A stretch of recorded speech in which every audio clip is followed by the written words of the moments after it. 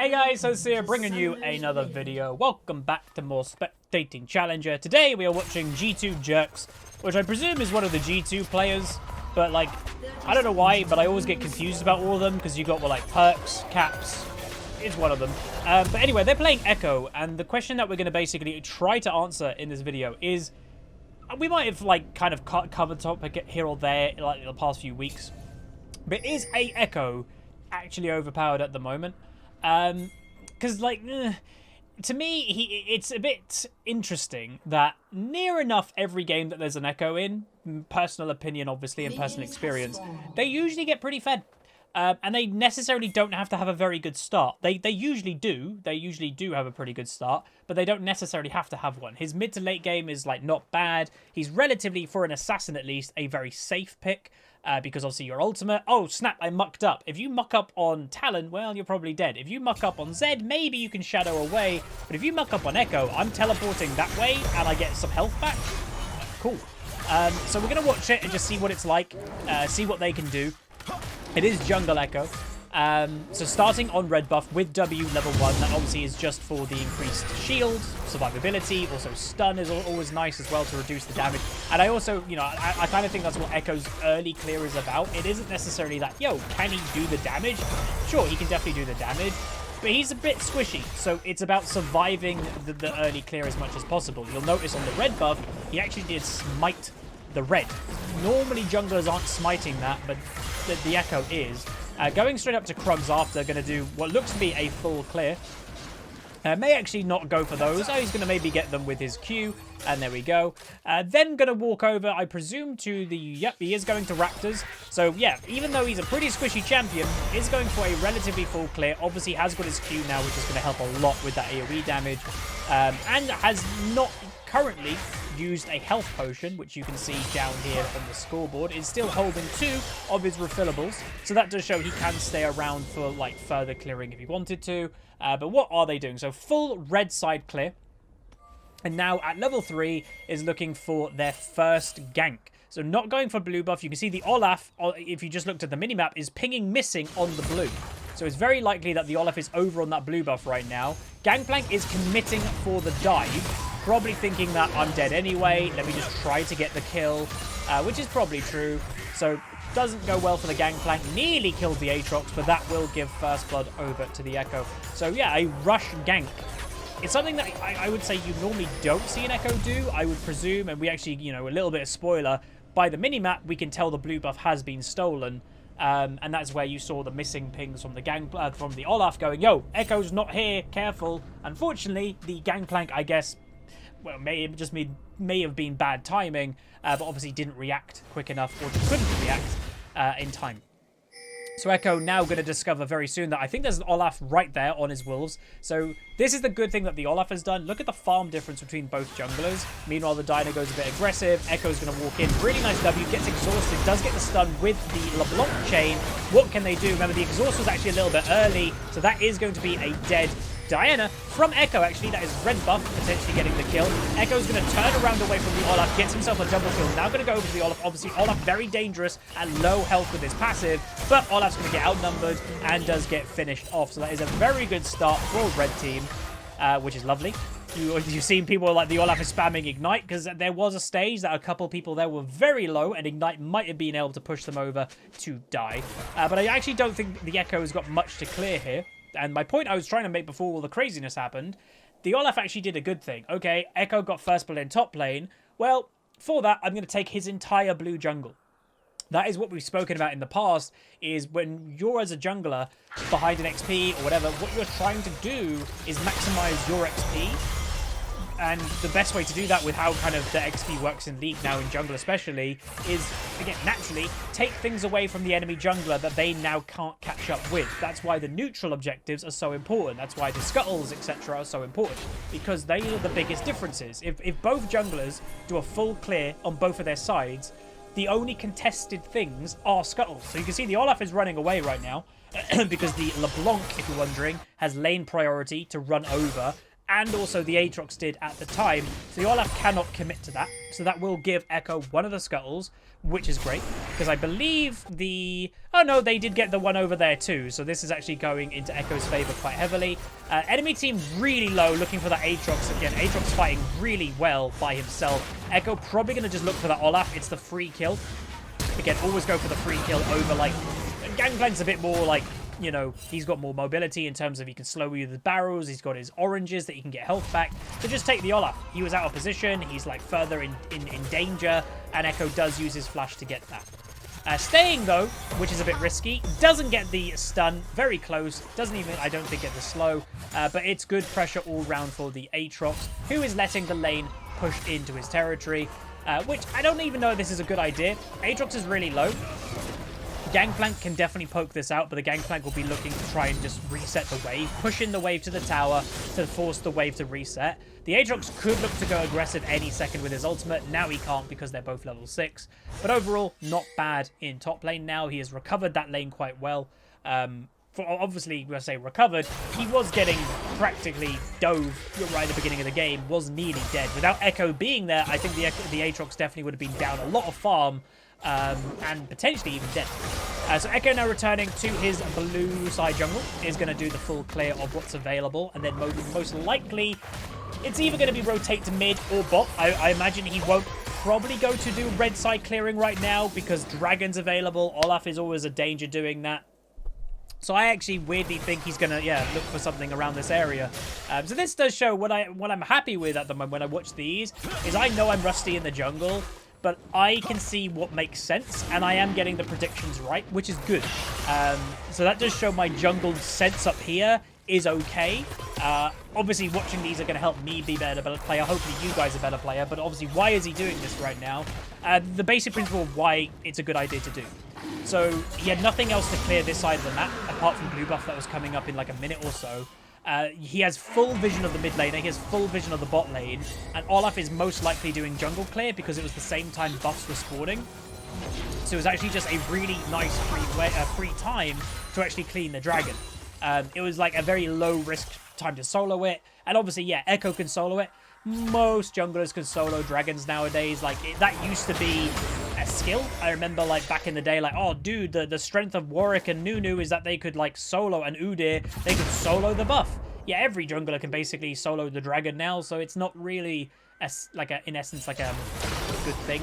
As EKKO doing a bit of aggressive invading, without vision of mid lane, and no vision of bot lane. So this is a much riskier invade. But Diana is shown now to be top lane on the Aatrox and does die. So the Aatrox is definitely struggling against the Gangplank. And that's the thing. Gangplank is a weird one. I love Gangplank. And there are some matchups with Gangplank that feel healthier. And there are some matchups that feel absolutely garbage.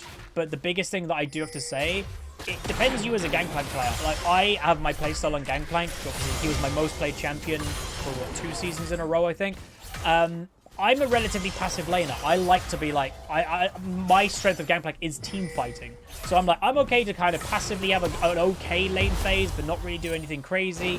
Get to like 2 ultimate upgrades, get to like where I can kind of pop off with barrels. That's what I love. But there are some Gangplanks that do play a lot more aggressive. But the problem with playing more aggressive on Gangplank is you're basically... The more aggressive you play with queuing your enemy in lane, the less you're using your Q to get Silver Serpents. So EKKO doing a gank in mid, half health to Diana with 1 basic combo. Did use his smite to do that. Obviously does go challenging the smite because EKKO is looking to... It's weird, he's an assassin, but he also kind of duels people quite a lot, auto-attacks people quite a lot. So red smite is pretty legit on him. Unfortunately, the Ezreal was left alone under the tower and gets dove randomly. Bard's in trouble. Is... Gonna flash, Aatrox gonna follow him with then the Kai'Sa in the area. EKKO's over here to the side, is gonna look for a flank play. Olaf is still in the area. EKKO gonna do a bit of damage. Olaf on the back foot is pretty squishy. EKKO gonna ult, get his health back. The Bard is gonna die. Can EKKO do anything here? Braum passive is gonna go up. Can they get the kill? Not looking likely unless Aatrox can finish off the kill. There is a big dive happening. Doesn't look good for Aatrox, if I'm honest. He's probably gonna go down. Diana now going for an invade. Does get a double kill. And Aatrox now is probably also... Nice Ezreal ultimate. Aatrox is probably going to get a kill, but I was going to say he's probably going to die, but he does pick up a cheeky kill on the Olaf because he was a bit too greedy with staying around. So that was a pretty bad situation, but it was recovered well because the Aatrox did get 2 kills. The Ezreal got a really nice ultimate kill. And let's see what happens here with the Diana. The Diana might go aggressive. Again, should, for a challenger player, be like, why is this Aatrox want to fight me? He'd only really want to fight if there's somebody else around. Unfortunately for the Aatrox, he missed a lot of his abilities. He got exhausted, and also the Ezreal didn't do a lot of damage. So he does end up going down. So obviously that means it is slightly in favor. I think that specific fight in blue team's favor. But, you know, kills are still kills. If we talk about scaling of this game, arguably blue team potentially scales a little bit better. So Gangplank is an absolute monster and it's very scary. Obviously Aatrox is as well, but Olaf versus EKKO, both scale relatively well. EKKO's obviously a much bigger danger in terms of killing things, but Olaf, man, like, I'm seeing really good Olaf performances. Like, that champion is strong right now. Diana definitely outscales LeBlanc, there's no question about that. And I'd probably say Kai'Sa outscales an Ezreal in terms of like your actual carries and damage. So sticking with the theme that we had even last game, that basically, what should a jungler be doing? Again, how often are you seeing this EKKO stand still? How often are you seeing him kind of just wait for something? He doesn't. He's always doing stuff. So Olaf is a little bit overextended. Is going to just go all out aggressive because he has to. That is, in essence, the playstyle of Olaf. Oh, snap. I'm a bit caught. I don't have flash. I better go aggressive. The Rift Herald is now going to be a big point. The Gangplank looking as much as he can for the EKKO. EKKO should really try and focus. Oh, my God! I was going to say the EKKO should have focused on trying to get the Rift, but the Diana kills everything and also takes the Rift Herald. Well, there we go, folks. So this one, I will say, there are some episodes of Challenge Spectate that I pick Stompy games. Sometimes I don't. This game, I didn't pick a Stompy game on purpose. I wanted something interesting because I wanted a game that was like a bit of a challenge for the EKKO. Because, yeah, trust me, there's a lot of replays out there that the EKKO just goes like 10-0 in the first 10 minutes. And it's like, oh, well, they won the game. I didn't really want to do that. I wanted more of a challenge to see how an EKKO can deal with a challenge. That isn't like a free game. And also, this is a challenger level game. So it's always going to be more difficult anyway than an average solo queue game. Dragon has spawned again. Olaf in bot lane. Kai'Sa gets killed by the Ezreal. That will open up Dragon pressure. But as you may have just seen in top lane, Rift Herald got spawned. Gangplank is now no longer there. Him not being there now is probably telling me he is going to make his way down the bot lane, or at least to the dragon area, to just stop the dragon being done. So you can see Vision is being kind of looked at. Olaf is still down here. Is the EKKO going to start it? I'd say he probably might look to do it, but it is riskier because there's no Gangplank. There's also no even Diana right now. Sometimes it's weird. Sometimes you may think, oh snap, they're not here, we should do it. Yeah, true, but sometimes that is also the opposite. Bard is walking a little bit too deep, is going to get himself potentially caught here. Brom does have ultimate, nearly, or does have it right now, but I don't think they need to do it after the Brom ultimate passive, goes off. Will they get the kill? Yes, they do in the end.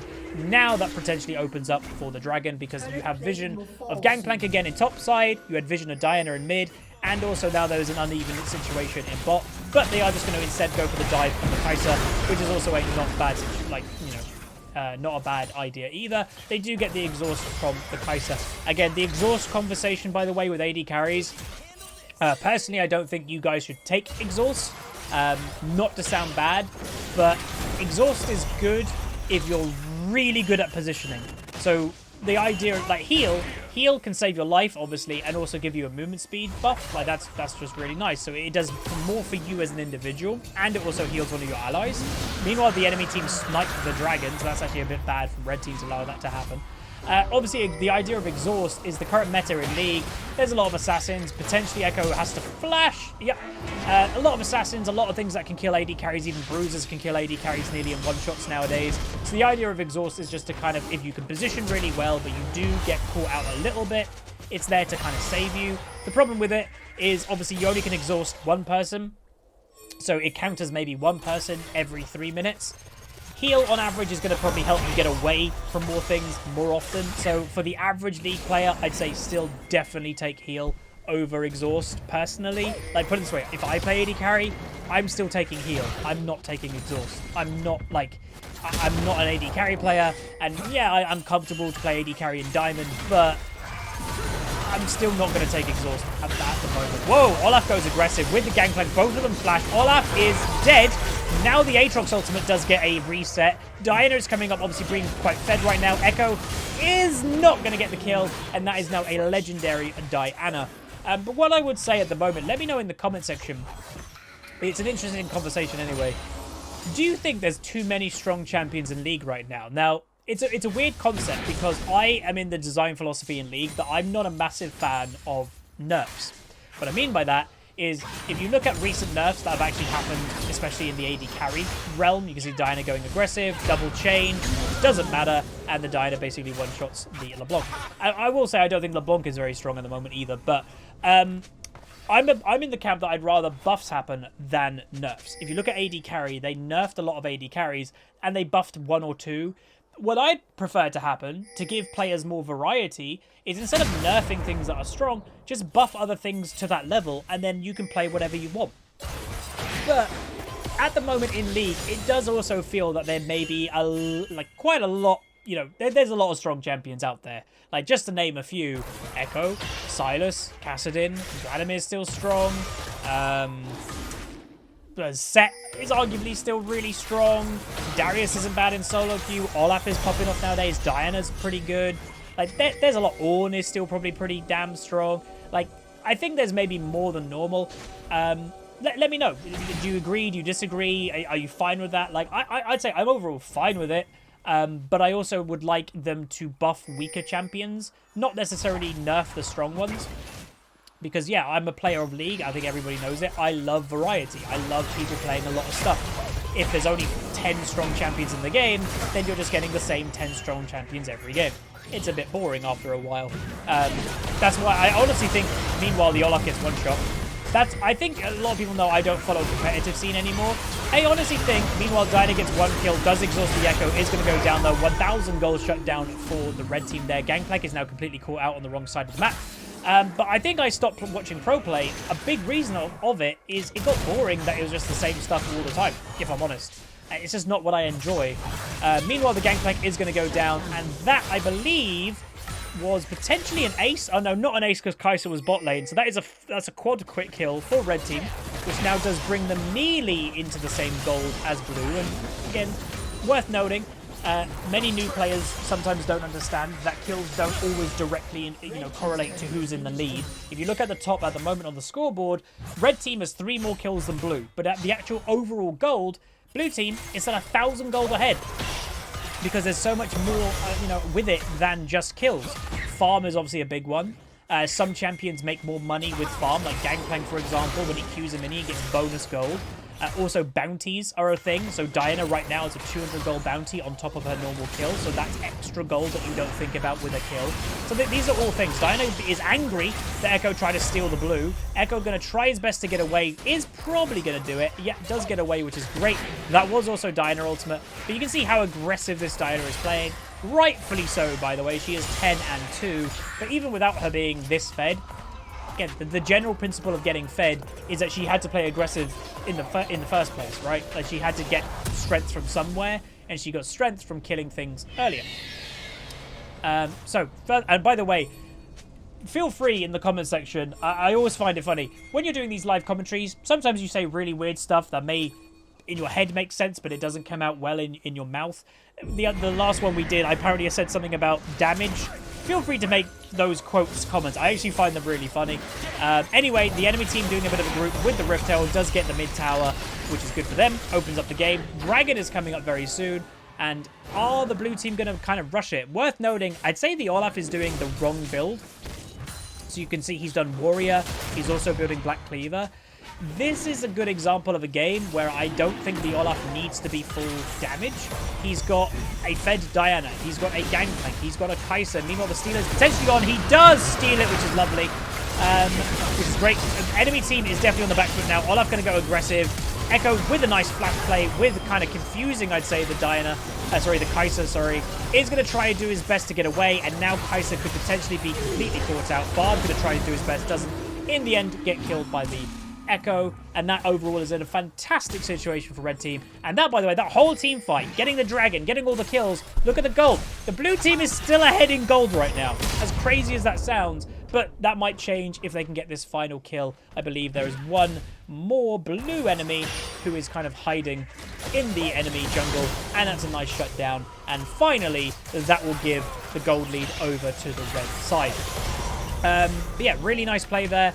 EKKO as a champion, very strong, does a bunch of damage, takes the dragon, good kill. But yeah, like I was mentioning earlier, this is a good example where potentially the Olaf is playing a little bit too much for a personal rather than team. And obviously that's the problem, is solo queue, you should probably care about yourself more than your team. That's how you carry games. But also, you've got to do what makes sense. So you have a Gangplank who is built for crazy late game damage. You have a really fed legendary Diana at one stage. Do you really need to do the really squishy Olaf build that you're just going to get blown up by a pretty strong EKKO, by a not, you know, an averagely strong LeBlanc? It's probably the wrong idea. They do get a nice kill on the Gangplank there, though. They should probably be careful. Not much vision on the enemy team. You're all kind of split. Aatrox is also kind of low. So I would probably back off if I was the Aatrox. The Bard looking a little bit aggressive with the Kai'Sa. Did mention, you know, the enemy team's probably going to look for this. But the EKKO might be looking to re-engage. Doesn't go for it, mainly because, yes, you had vision of Diana, but where is that Olaf? If Olaf ran in at the bad time for EKKO, they probably would have died. Kai'Sa going very aggressive, does get the kills, does flash away, and now this is probably also... Oh, really nice play, actually, by EKKO. Will he get the kill with the E? Does get the kill. Gangplank ultimate coming in to help. Bard trying to go aggressive. Olaf in the area flashes over, and they will pick up the kill finally. So again, pretty easy to predict that Olaf would be bot lane, because where else is the action happening? Especially a player that is building full damage in a questionable game gets one shot by LeBlanc. In a game that he's building full damage, you always got to probably predict these type of players are going to go where the action is. I'm building damage, me won't fight. So they'll run to the fight. But yeah, overall, EKKO is continuing his strength. 11-4-6. Item build we haven't really touched upon. So naturally, going Runic EKKO, Skirmish Blade, we spoke about that earlier. Some people are like, is Blue Smite not bad? It's fine. But I'd say in this level of gameplay, it's weird because sometimes item builds change depending what rating you're in. I'd say Red is overall the better Smite out of the two in most situations anyway. Blue Smite might be better in lower rating, where you can kind of, like, I don't know, get more kills, snowball more, the slow, the extra damage might help. But when you're actually actively skirmishing a lot more, it's not just like one-shotting out everywhere, it's actually fighting, auto-attacking, you know, using all of your kit. Red Smite is probably definitely better. But yeah, it does that. Then also has a Proto Belt that's good for utility. It also gives them an auto attack, you know, slight buff with the revolver. Then the Zhonya's. The Zhonya's is there obviously for survivability and utility. A really good item on EKKO, because when you put your W down, if you're in trouble, you put your W down, then use Zhonya's, and by the time you come out your Zhonya's, your shield activates. So your shield activates, which also potentially stuns enemies if they're standing in the W. So that just helps you prolong things. And obviously the enemy team has Gangplank AD, has the Olaf who's building damage, is now finally building tank by the looks of it. And also, yeah, the Kai'Sa's not having a great game, but never underestimate a Kai'Sa's damage, I would probably say. Where is my drink? There it is. Get a dry throat from speaking a lot in these videos. But yeah. Alright, Olaf is trying to defend from the EKKO, who's looking for a bit of a cheeky invade. 23 minutes into the game. Not obvious who's going to win right now, but it does seem that Red Team finally has what we've spoken about many times, is that lovely momentum. Can they use the momentum, though, in their favor? Can they do the dragon to secure their third one? I've always said it, the third one, or every dragon's important, but when a team gets the third dragon, it's looking pretty likely that they're probably going to end up with the soul. Enemy team looking a little bit aggressive. Ezreal ultimate comes through. Gangplank, that was a lot of Gangplank barrel damage, by the way, if you're wondering where that damage came from. But that isn't too bad. The enemy team also take a bunch of damage. Will that give the dragon potential, though? I'm not convinced it's going to happen right now unless one of the enemy team dies. But what is happening, though, is that they're getting full engaged on. Aatrox is nearly dead. Does survive at the end, though. And Olaf is the problem here. There you go. Too squishy, even with Spectres. Wait, if he had a Cinderhulk, he would have lived that. But he is just too squishy for, like, him to just kind of walk at that health. That now 100% opens up the dragon, because one of the junglers is dead. And that will secure the third dragon for Red Team. Which, again, when you're getting the third dragon, why do I think the third dragon is kind of signing, oh, they've got Dragon Soul? I mean, unless something really goes wrong, you have... So the enemy team has got 1 dragon at this point. So in essence, the next... What? If the enemy team gets another dragon, they're only on 2. If they get the dragon after that, then they're on 3. Nice kill by EKKO. So in essence, for the red team not to get the dragon soul, they've got to miss the next 3 dragons.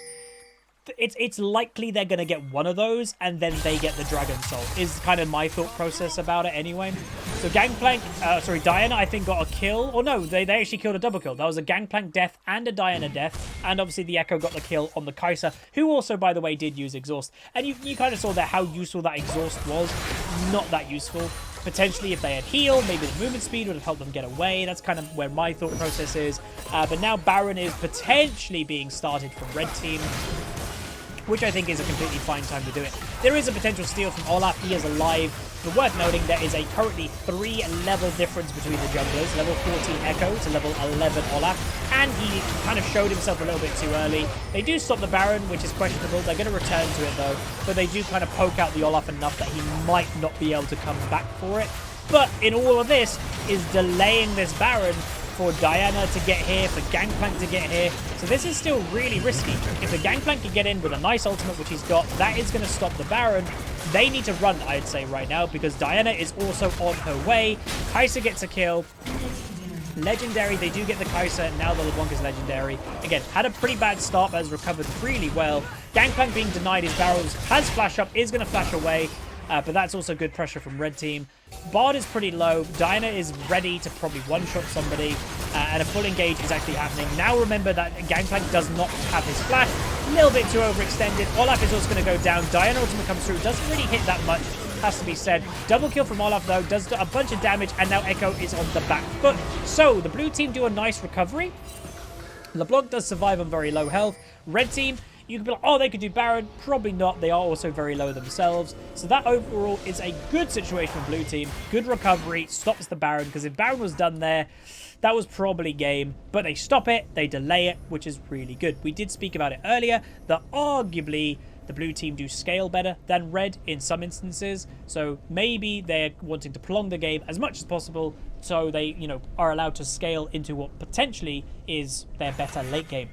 But one thing that isn't probably going to help with that, by the way, is yes, the Diana's legendary doing well. Farm-wise, not great farm. So this is where, as a player, we all have strengths and weaknesses. And sometimes when you're having a really big kill game, some parts of your game can suffer. A lot of people's farms suffer when they're getting a lot of kills. It's the natural thing that's going to happen. If the Diana's farm was up in the 200s, 220s, she'd have an extra half an item potentially. That would make that could make a big difference. So the Diana, you can see straight away in bot lane, looking to maybe do some side laning, try to get that farm number up. Also try to get level 16 is also a massive power spike for many champions with their big ultimates. But yeah, that would be interesting to see. Obviously, I've said it for ages. The biggest thing that I struggle with when it comes to my gameplay here or there is farm, when I'm especially doing live commentaries.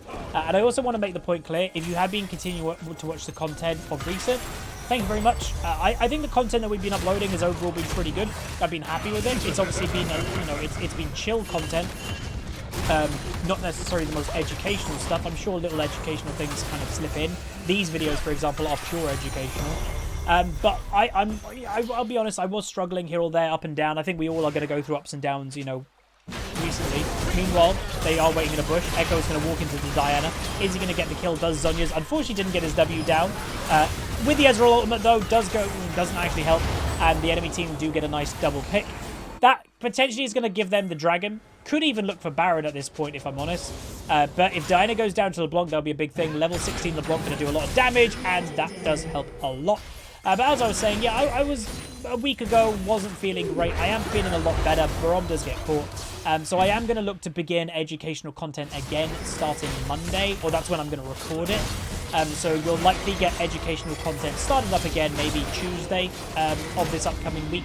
So yeah, again, much appreciate. Meanwhile, the enemy team is doing very questionable plays. Much appreciate if you have been continuing to watch the content. Again, views and everything are up right now, which is great. Don't know what the enemy team are doing. But yeah, educational content will return very soon. I'm gonna see how it goes at least, and that is in essence also the game. So I kind of thought the game was also closing there. Why the surrender vote? Just to explain it, the enemy team weirdly kept going in one by one. You saw it, don't really know why. And yes, that even happens in challenger games. It's solo queue, people's mental go, people kind of do weird things. It's just what happens. But why did they surrender at that point in time? Well, you just got aced. The dragon is up. That's going to give them the dragon soul. Potentially they can even do dragon and potentially even the baron in this whole play that you're all dead. It's just going to be very hard to recover from. The momentum, the gold lead, etc. is just getting bigger. So that's in essence why the blue team probably did surrender then. And we've said it before, these players are all fantastic players, challenger players, etc. One loss to them isn't really a big deal. So, this game's over. Let's surrender it. Right, let's queue up straight away. That's the mentality of a challenger player a lot of the time. But that is going to be it. If you guys enjoy this EKKO episode, throw a like on the video. We obviously did want to answer the question, do I think EKKO is overpowered right now? I'd say borderline. Like this game, he went 13, 6, 7. Do we think he did anything particularly special? Not really. Like, he did a great dragon steal. But he was just doing EKKO things. Like, the actual champion, to me, just does so much damage and then has survivability with his ultimate, with his W, with also building Zhonya's. It's just kind of, he has what you need right now in the meta. Maybe that's the way to explain it. In the current meta of League of Legends, maybe if the tank meta came back, EKKO would probably suffer because he doesn't kill tanks very well. But in the current meta, where it's kind of squishy things and bruisers, not really full tanks, I think EKKO is one of the strongest champions right now, and he is borderline overpowered. Maybe his damage numbers need to be tuned down a little bit. But that's going to be it. If you guys enjoy, throw a like on it, throw a subscribe, comment down below, and I'll see you guys next time. Peace.